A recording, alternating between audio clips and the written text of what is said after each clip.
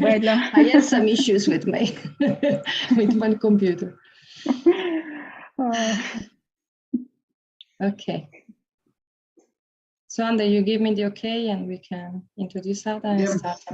Give me 1 second. Yes. Okay. We are live and streaming. Okay. So welcome everybody to our webinars. Today we have the great honor to have with us a special speaker, Ada Cavalcanti. So Ada is currently a group leader at the Max Planck Institute. I don't know what it is, but I can hear some noise. Yeah, it was Mauricio, but he's muted. Okay. So she's group leader at the Max Planck Institute for Medical Research in Heidelberg and member of the Faculty of Biosciences at the Heidelberg University. Her research is centered on the mechanobiology of receptor-mediated cell adhesion with a focus on the mechanical crosstalk between integrins and growth factor receptors.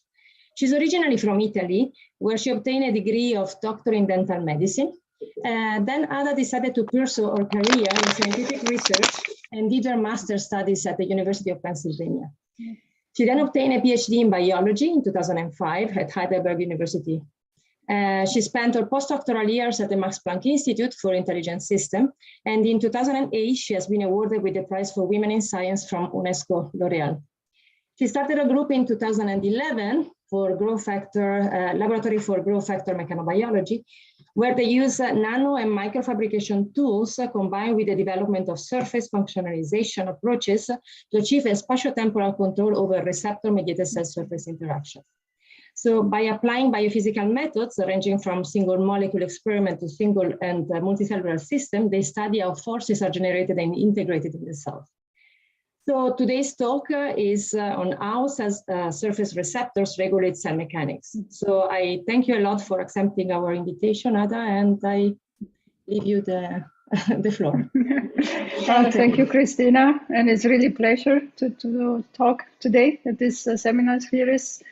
So as you introduced, we have really as a core in the lab, it's cell surface receptors, and we got interested a lot in crosstalk, and traditionally we started our line of research with integrins. And this is what I will tell you in the first, let's say, part of my talk a little bit, and then move on to other cell compartments like cell-cell adhesion, and how we control receptor-mediated adhesions in the lab. So why do we bother in the end looking at receptors? And I think this slide says it all. It's because there are a lot of cues that come from the environment in itself. And one can divide them really schematically into like physical signals that come from matrix proteins. There are soluble signals, like what you mentioned before, the growth factors. There is a lot of co-interaction between these, let's say, factors, how they are presented and perceived by the cell and the cell surface receptors. And in the end, all this complex, let's say, environment gets integrated into some signaling responses that would affect cell behavior, such as regulation of migration, survival, and the coordination to a higher level of cell collectives and into tissues. And it's really, in the end, this integration of the cues and this job that is done at the cell surface. So the question is like, how is it done?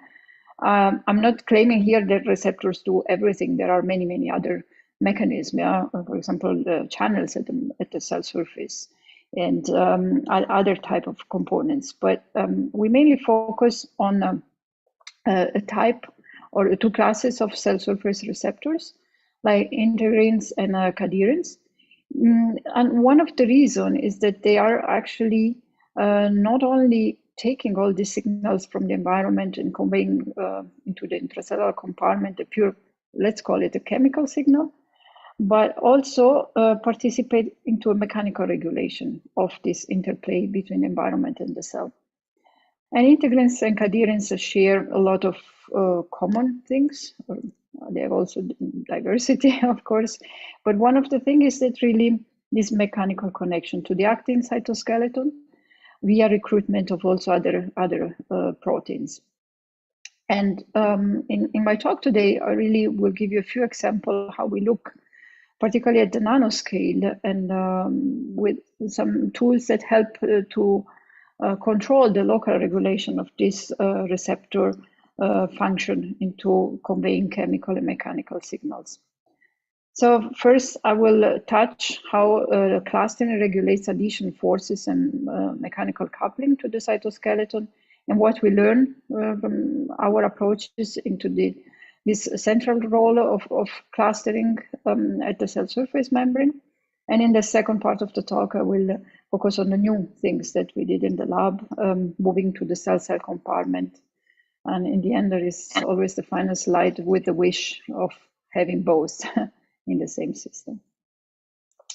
So the first on integrin clustering and regulation of forces. To do this, I mean, what we strive a lot, and still part of my lab is working on, is on, let's say, designing materials. We are not really a material science group, I have to say, so it's a disclaimer. There is some chemistry here and there, but our specialty is actually to take some platforms at the nanoscale or at the micron scale, and then work from the presentation of ligands, and really use these molecules that are designed in a way that can trigger, for example, the specific recruitment of receptors, or a co-recruitment of different classes of receptors at the cell surface. And the beauty of this patterning technique is not only just for the sake of having fancy shapes of cells and forcing the cell to attach to discrete binding sites, is also that it allows to get quantitative information about adhesive interaction. And the patterning can be also now combined to soft materials, where we can tune the mechanical properties, and then see a combination of both, so a controlled adhesive environment with the mechanical properties. We mainly use aerogels, PEG-based aerogels. They're very, I would say, easy to handle, rather inert, and offer the possibility to get functionalized with a selective chemistry. From many of the readouts that you can imagine you can do with your cells on surfaces and monitoring adhesion, what we apply are then some, I call them biophysical tools, and in the end it's like a force readout. So along with the classical traction force microscopy experiments, where we record displacement of beads embedded in soft materials, we also use molecular force sensors. And these tiny force reporters actually tell us how much the cell is locally pulling by engaging receptors, or seeing, in this particular case, particles. And the difference between the two is that we record here piconewton forces at discrete binding sites, whereas here it's more in the nanonewton range, and it's for, at the best case, at a resolution of subcellular structures.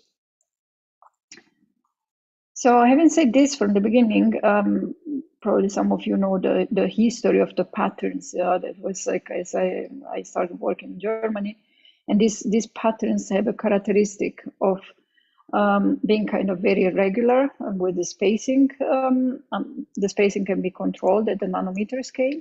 We range from like 30 nanometer spacing of particles up to 200 plus nanometer.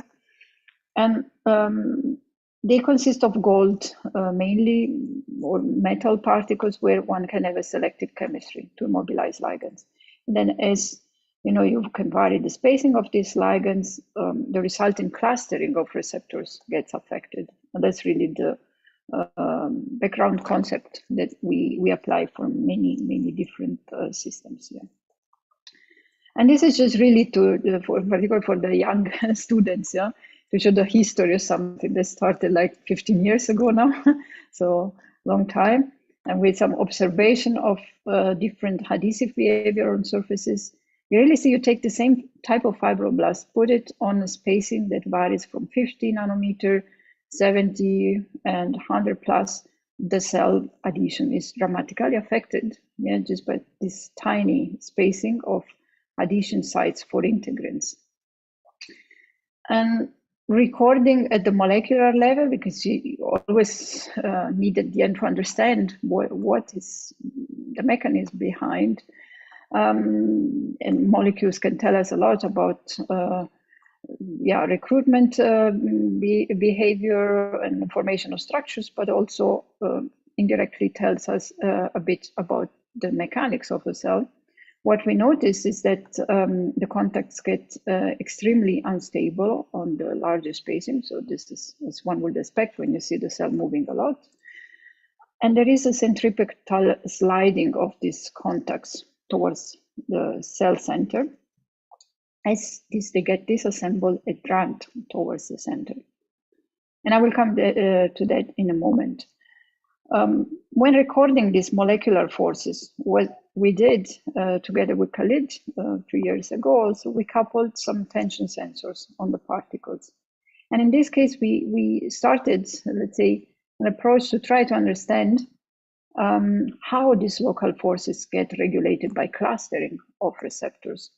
So the setup is the following, is that you take nanoparticles and you couple them to integrin ligands like RGD. And these ligands are on a spring, and the spring carries a fluorophore. So that's a peg spring. And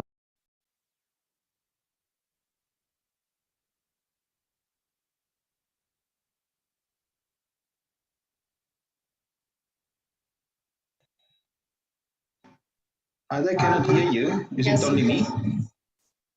No, me neither. We lost your audio all in a sudden. Sure.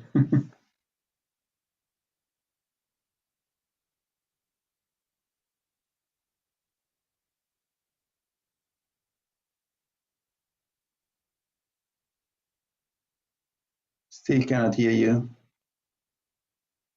No.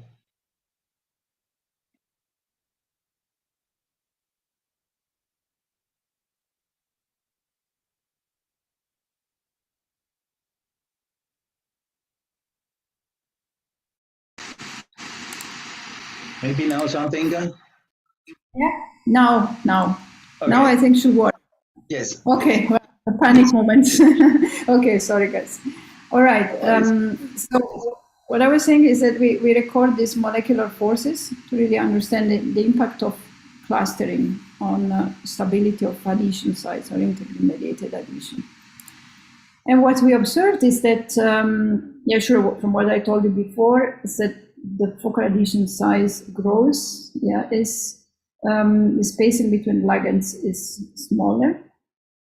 And that comes also. Sorry, Ada, 1 second, because I think we lost you when you were explaining the actual construct there. So it just to summarize, it works with it's a sort of thread construct. Huh? Exactly. Okay, so with the gold acts as a quencher, and as the cell is pulling the spring, the fluorophore moves away from the gold, and then you get the fluorescent signal. Okay, great, thank you. Yeah, thanks, Andrea. And so what we observe is, in fact, that there is an increase, for tension, mean tension per integrin receptor, and that is regulated by clustering. That tension comes because actin comes into play. So from what I told you in the previous slide with the centripetal sliding, there is what we suspected at that time, a component that comes from the actin that generates forces. And we do see these tension forces that is always preceded by assembly of some actin fibers. So the actin comes, and then there is the tension at the receptor binding. To further explain all this engagement of integrins and the clustering coming together at the interface at the nanoscale, what we did then next is a combination of our patterning approach with soft materials. So in this case, we used polyacrylamide gels. These are widely used for traction force microscopy, and we applied also for PEG aerogels. And I'm happy to share protocols in case anyone is interested also in how we prepare these materials. For you to know, is just that the technique involves like a transfer of patterns on the aerogel surface, which can be also done, or is commonly done also for micro patterns. So it's quite easy, and then one can decorate aerogels with nanoparticles and integrin ligands. And what we found out is that, in fact, so from what I told you before, on stiff substrates, you have, as the spacing is increasing, the focal adhesion size is decreasing.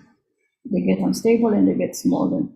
Now the surprise is that if you make a substrate that are softer and their stiffness decreases, from 35, 1.5 kilopascal, and increase the spacing, it's really weird that you have these longer adhesions now for soft materials and larger spacing.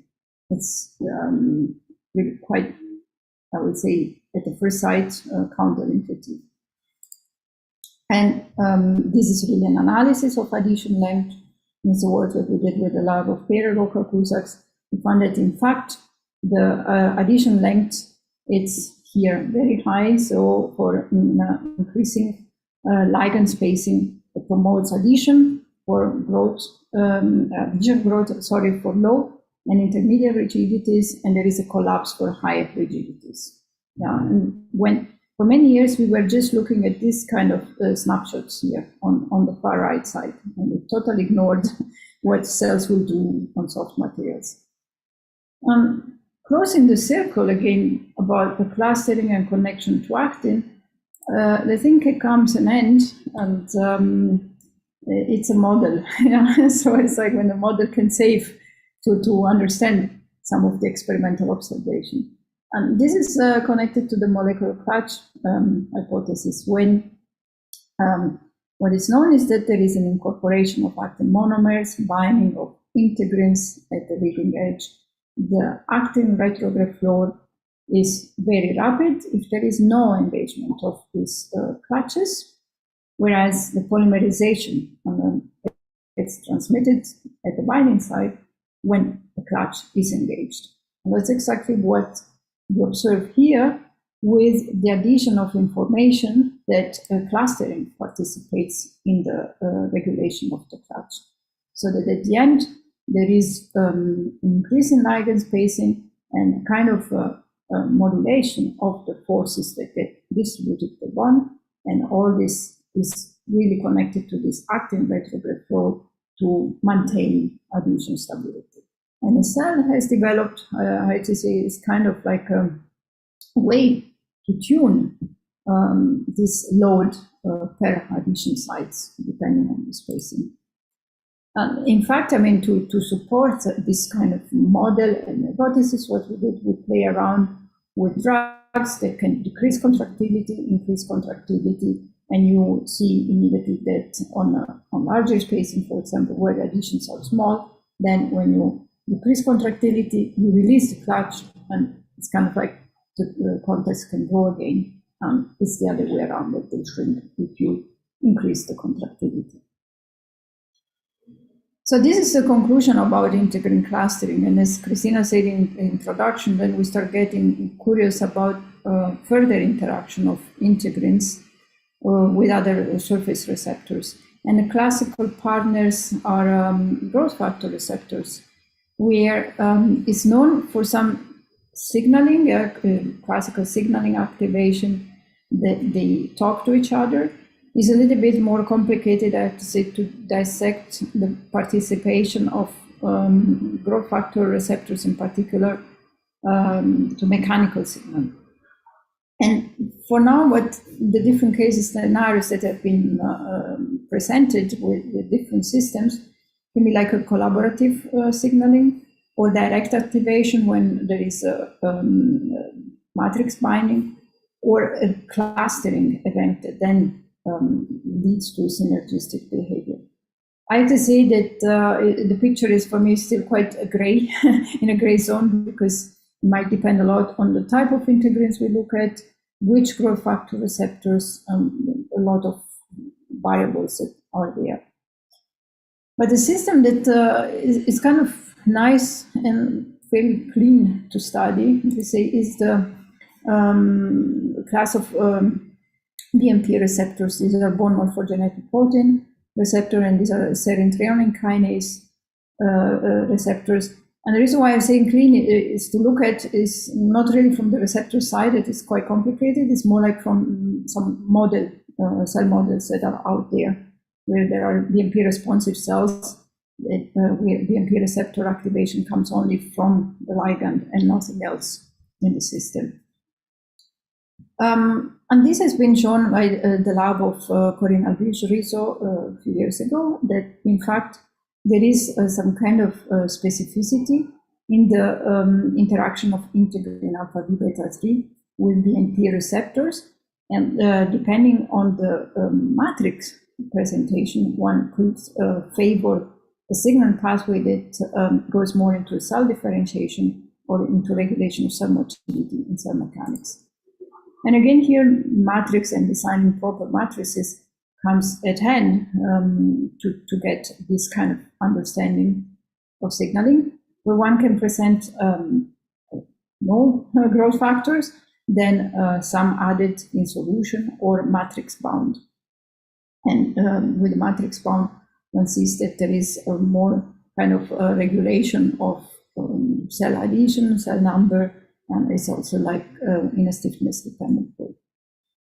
So inspired a little bit by this type of work, what we did is to combine on our patterns setup where we co-present integrins, and what we observe, what we created here are platforms where, in fact, on our particles we have growth factors, and they are integrated or co-presented with integrin ligands that can be selected for one integrin type, like what has been shown in that study with alpha V beta 3 or alpha 5 beta 1.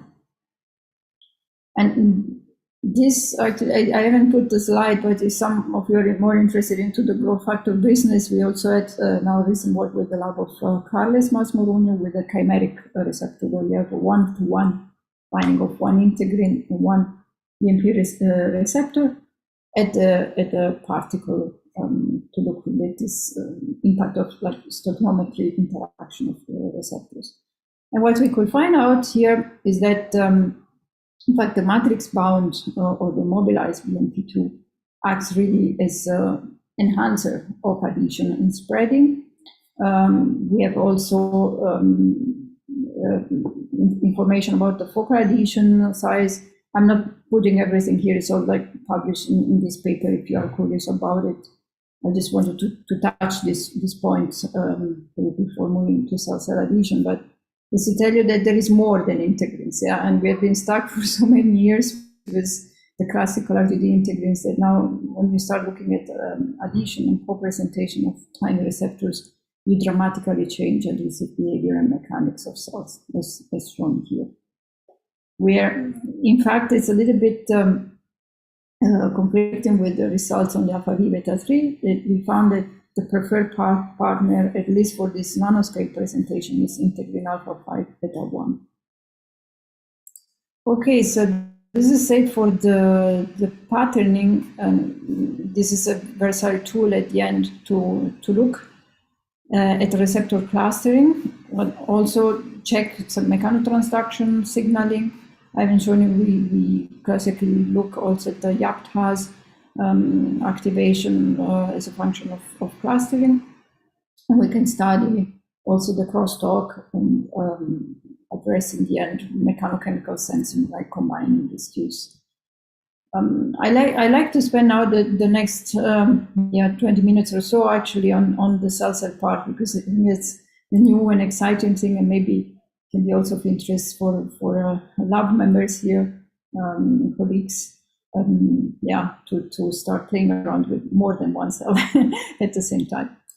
So we got very busy also here and trying to understand and get some systems where in the end we can modulate first of all the formation of adhesion, and then still we started touching this question, how adhesion strength impacts collective dynamics. I put this with, we don't have an ultimate answer, so there is a lot of room for improvement and doing a lot of new things. So as you know, patterns are beautiful for adhesion. We have a platform, cells adhere, and look at cell matrix interaction and mimic them. It's not so easy for cell-cell adhesion. Among the tools that are used, there are biology and biophysics labs, there is a light, yeah. One can do a lot of things with combining a bit of molecular biology and engineering approaches and use the light as a trigger for a cell response. The beauty of light is that if you have the right setup, it can be also applied at subcellular level, short. It's in theory biocompatible, of course, if you use it with a grain of salt. And it's flexible because in the end, you can have a standard, I call it like light microscope. And also the use of light is, again, can be made compatible to measure forces.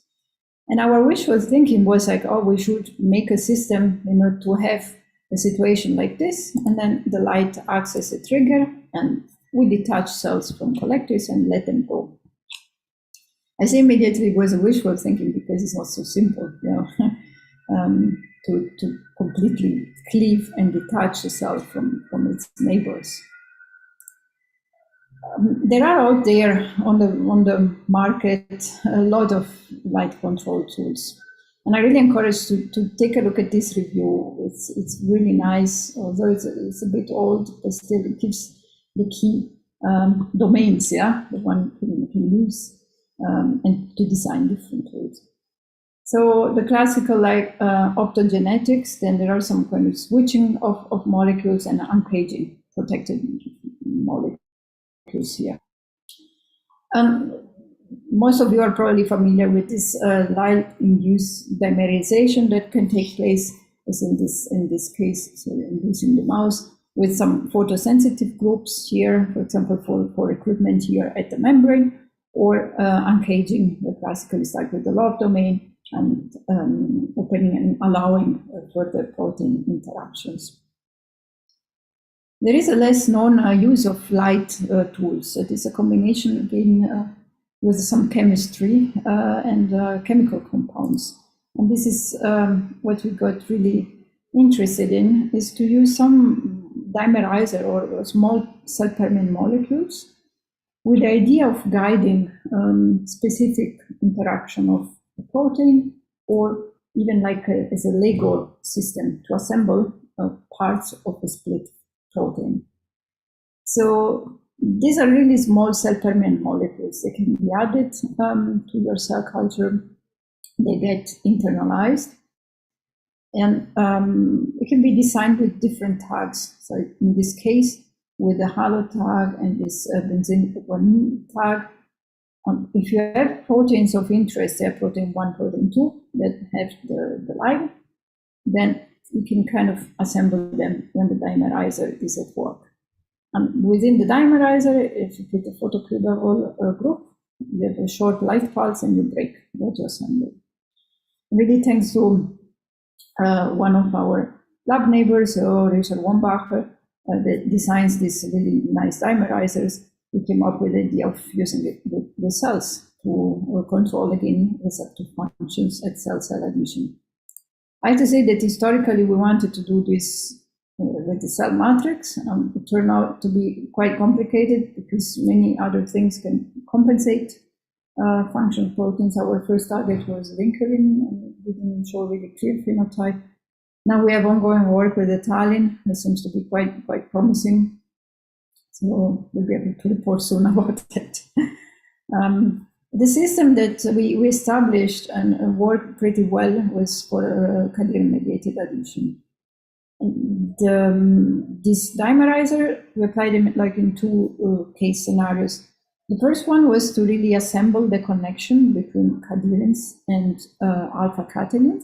So you can take these proteins, they are truncated, and some parts are replaced with the tags. And when the dimerizer is added, you basically form the complex. You see the co-recruitment also of other adherence junction proteins, and then you shine light and you break it. At the next situation can be really have a split cadherin in its cytosolic tail, where again one can have recruitment of all the complex plus the recruitment of the actin cytoskeleton. And immediately I like to show what's the impact on collective. So if you have cells, like in this case, that they do not form adherence junctions, so these are cells that are knocked out for alpha-catenin here, and then their connection is formed with the dimerizer, then they start becoming more collective here, what you see on the left, and on the right, they're just a bit chaotic. And this is what is shown here in this PIF analysis, and yeah, with the quantification.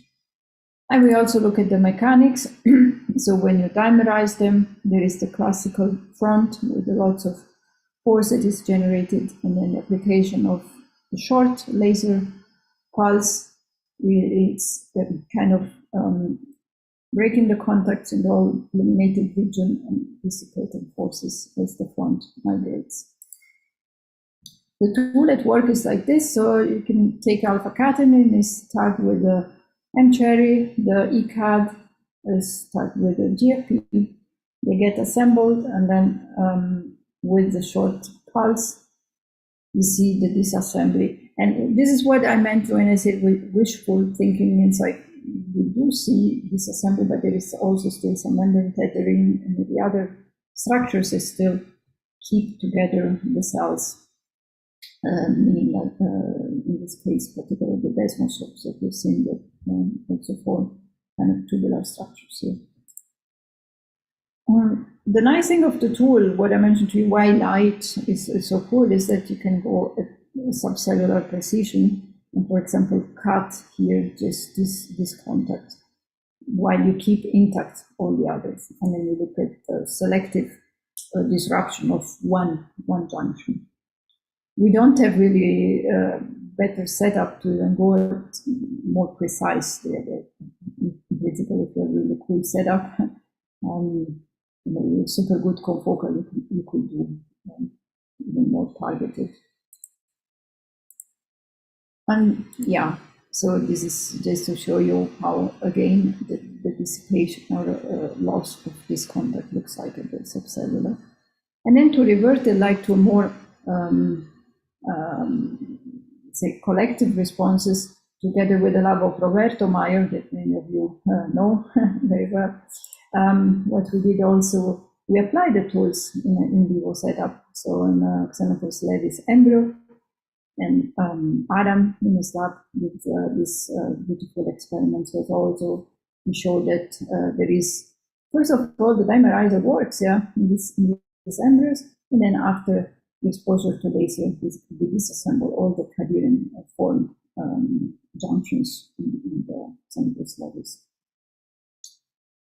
So this is just to tell you we are able with the tool to control the assembly, so to induce assembly and then disassemble it in a short.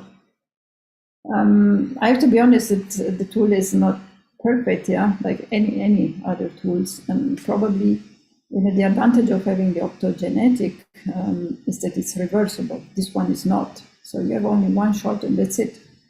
We tried also to add a dimerizer, replenish it, but the ligand and the tags, they form a covalent bond. So once it's split, yeah, these are kind of occupied, and that's it. So it's game over. Yeah. So of course there is a lot of room for improvement in other designs, and in fact Richard is working on having some kind of reversible tags and type of interactions that can be controlled by light. And we thought about alternative systems as well to make it kind of more accessible, also because here the limitation is, again, make a compound is not available, easily available, it has to be synthesized in the lab, so it's a lot of steps. And we thought, how can this be simplified and at the same time achieve some kind of tunability of adhesion at the cell. And here comes something else again. That is a nanotechnology based on DNA. The DNA, we all know, it can be used for many things, and beautiful origami can be designed. And again, there are DNA tension probes. One of the things that is reported in literature is the use of DNA also to with a cholesterol tag to put it on cell surfaces, link cells. So we got curious about that, and also the colleague Kerstin Gottfried, she works on DNA origamis. We heard about how about using it to regulate selectively cell-cell adhesion. So I have to say, again, this design with a cholesterol tag, they've been out there, but they're all missing some kind of connection to the intracellular side. So it's like you put a glue and make cells interact. It's great already because you can design the strands, but you're missing all what I told you before, this protein recruitment and actin and so forth and so on.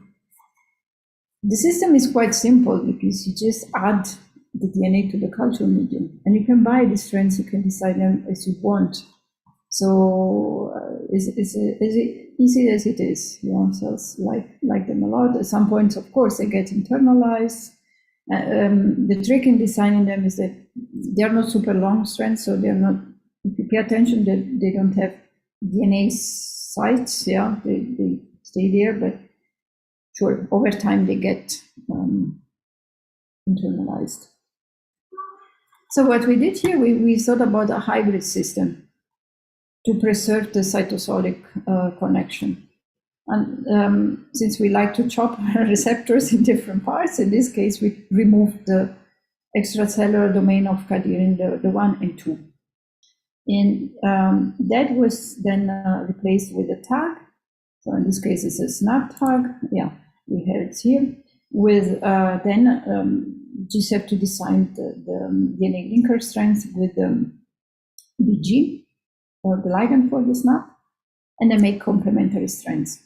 Then sure you can have fluorophore, so you know when things bind. Yeah.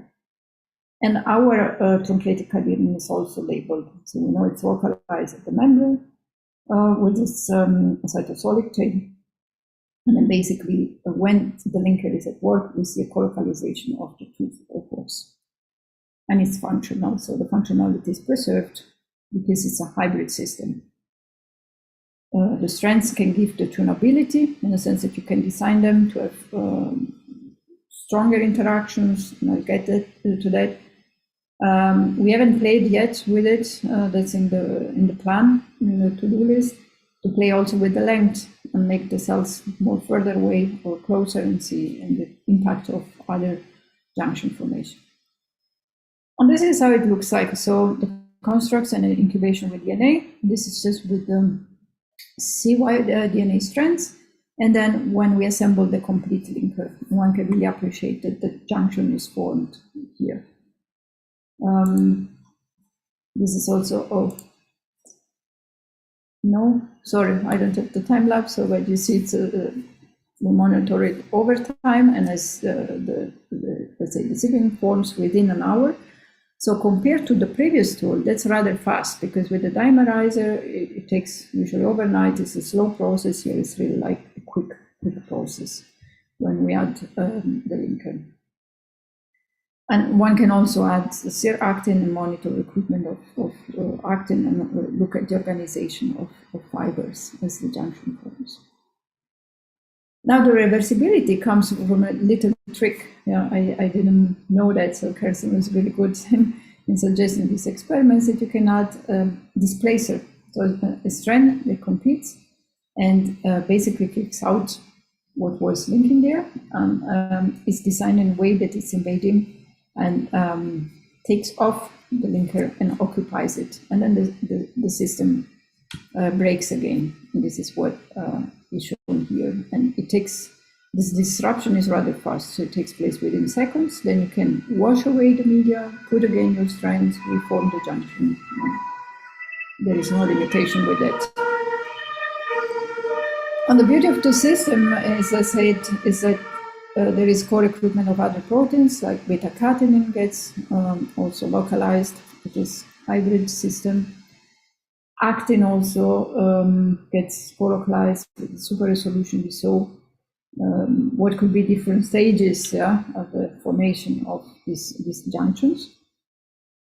And we could conclude from this part that, I mean, we have everything right in place, yeah, and it's quite, I think, intriguing that it's induced by a DNA, yeah, and the system is at work once there is some engagement there. But the question is like, what I promised you when I said is like, what about binding strength, yeah, what is the impact on cell adhesion? It's really just a point we're touching now, and as I say, there is really a lot of things to do. But what we started with these different linkers, we designed then 3 different types to have, let's say, a low adhesion, intermediate, and high, and a probed cell-cell interaction. And the way to do that in a classical way is to use AFM. So you basically take a cell that is in dish, one on the cantilever, make them form these bonds that, as I showed you before, it takes just an hour or so, and then look at the rupture event and how much detachment forces needed there. This is again mainly for students to tell you like what setup, yeah, you have to be a little bit creative sometimes, because you don't want to have the bottom cell you need the bottom cell that is spread, but at the same time, from the same population, you want to capture cells as you do the measurement. So we came up with this idea of having adherent cells, and then the non-adherent to take, and then with a cantilever, and then probe the adherent cells, so within the same dish, and optimize the readouts here. So by, again, using some PLL coating, non-coated here. And we call it like this orthogonal strategy system. And this setup has been developed by Christina. She was postdoc in the lab. I worked together with Andreas Schönit, this master student working also in the lab and doing this hybrid work here. What we see is that there is a content dependency of cell-cell adhesion really within a few seconds, and the detachment force that it's increasing, yeah, over time. As I told you, we measure that for different type of linkers. So we have here the just the snap ecadherin, then this is a full-length ecadherin, and then this is our intermediate linker, for example. We do see that it's performing already much more or stronger than what we have even with the full-length cadherin. So we force cells to kind of stick together, and that force is increasing over time. And if we start playing around with adhesion strength, so as I said, mentioned that one of the full-length cadherin is around 5 kcal per mole. So we are already like double or even 3 times here.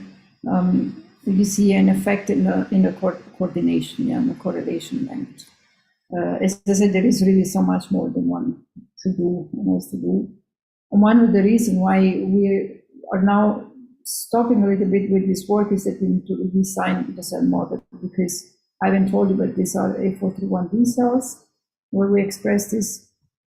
They are okay, yeah, but there are better cell models, yeah, to look at that, and that's why we're now engineering the cells again for the truncated cadherin expression, and do, for example, invest time now on force measurements, looking also tractions and connection also to the addition to the matrix.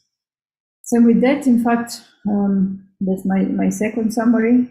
What I showed you is like again some tools, and it's like how to look at how now cell-cell adhesion strength might mediate and regulate different behavior, yeah, collective dynamics, and that's very important. I have to say, when everyone is designing this tool, it's always to make sure that downstream signaling and function of your receptors remains uncompromised. It's like kind of the key, and then making this tool very useful for many applications.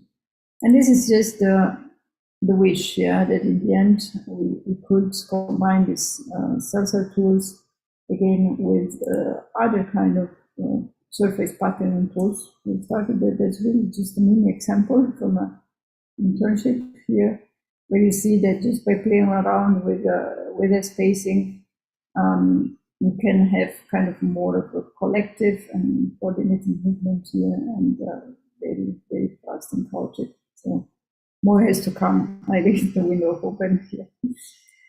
Yeah, so the super final summary is that what I told in this presentation is a little bit an overview of different tools that we developed over the time, and we address in particular clustering of receptors for the matrix addition with the intent of understanding how cell forces get regulated. And with the cell work, we're still, it's ongoing work, so we started maybe only a couple of years ago with that. But it's already, I would say, nice that it can be integrated at different landscape, even with in vivo setup. And we hope that in the end will help us to understand the local regulation of collective mechanics as well. And with that, I'd like to thank Chris Lab members. They all do the work, and I'm sitting here and telling stories. So all these really wonderful students that never gave up, playing around a bit with chemistry and cells. Some had more of a flavor for one or the other, and they helped each other a lot. Then there's a lot of collaborators along these projects, as I mentioned them in my presentation. Funding for the lab that comes from different sources. And anyways, thank you for your attention, and happy to take questions from you. Thanks. Fantastic. Great talk, Ada. Okay, so questions for Ada? Maybe I can, is there, okay. I heard someone speaking. Okay, then I start with a couple of very technical questions. The first one is because we, don't know if I told you, but we are going to also get the Primo. So I wanted to ask you if these type of experiments are performed using the Primo, or the Primo use it only for fabrication? No, it's a great point, because in fact, Tim, he's in the lab, he's working on the optochemical setup. He's using also the Primo. Yeah, awesome. We just have so you can really use it also to break contacts. We have just a problem, I have to say, that we have only 40x, so we can't go so selective, but it's working beautifully. So it's really a rewarding system. Great. Then the other technical question I have is regarding the DNA origami. I did not understand, or maybe, I don't know, yeah, I actually did not understand, but can you also combine it with photo activation? Or you use it only as a linker and a modulator of force? Right now it's a linker, but in principle, if you put the right tag here, if you want to have a photo activatable loop, there's no limitation, and I think it's the beauty of it. So right. You can play around with it, and in fact, I mean, I have no interest with companies and so on, but you can just buy them, and there are so many out there that it's very easy and quite affordable. Yeah. Yes. Sure, great. Okay, so yes, fantastic talk as usual. I just wanted to ask you if it's possible to create like with your orthogonal system, with this DNA, if you can create alternate lengths on a substrate, for example, and then in this way, for example, in my system, the cells seated on a sort of icadherin substrate, if you can do something similar, but with different, with alternate length of your strand in the way that you are monitoring different forces applied to a specific contact. I would say, because then I could study, in theory, I could think of studying then the different reorganization of the nanoscale architecture of the complex in the presence of different forces. Yes. So as a person I say it's possible. Now somebody working in the lab will say it's a nightmare, because there are two things. One is like you have to take, first of all, let's say, use different chemistry to mobilize the strands, the long and the short. True. So we tried that some years ago to mix different particles. In principle, it's possible, but I would say mix it even without going to patterning. You say, well, we distribute So you need to have two types of functional groups. And so maybe that we have with integral items in the growth factors, you can use one with the tile group, one with the for the background immobilization we use with the quick chemistry system. So that in theory will work. Yeah. The other thing then, however, to make sure you have a good ratio of the two in the cell, because you need to either use also in a cell, you take the truncated cadherin and you put strength of different complementary length or not. And that I'm not sure how well we can control it. Yeah, sounds very complicated. Yeah. Okay. Anyone will want to work on this, it will kill us. Yeah. From a practical point of view. Maybe on artificial membranes it will be possible. Yeah. Okay. Thanks. Yeah. Michele? Yeah. Anna, well, beautiful talking, beautiful tools, actually. And I have a question from my perspective of a person working in development in vivo. I mean, of the applicability of these tools. I mean, you mentioned that the other, I mean, it was, I mean, in the figure you showed, I didn't read the paper, so I don't know the details of this. So I don't know, I mean, because of the time you need to expose, I mean, the sample to really do these changes. So is it really, I mean, in terms of physiological relevance, is it, do you think it will work for in vivo question in this, or I mean, perhaps the new tools you're making, which are faster, would be better for this? I think the faster one will be better, frankly, because we don't know, in vivo setup how long these compounds, can be localized in a specific way. So in this particular case, what in Roberto's lab was done was we take the right stage, basically make the expression that then acts as a dominant negative for the endogenous, then you have the construct and then you add it. So that was quite, the trick there to prevent that things get expressed before. But if you have a system like, I got some time question like I don't know, spheroids, cancer cells, and then the things grow together. I say, I'm not sure this will all work in such controlled way. Then I would rather go with a quick switch. I think that the question there is also what is the turnover of these receptor that you have genetically encoded at the membrane. Absolutely. For We the never looked feasibility. at this. So we don't know. Yeah. Okay, so then I have another question, which is about your last two papers that you have shown, so the Linda and also the origami. Can you expand on the organization of the actin? Have you done more analysis there? Because I think that you can beautifully see both zippering and unzippering.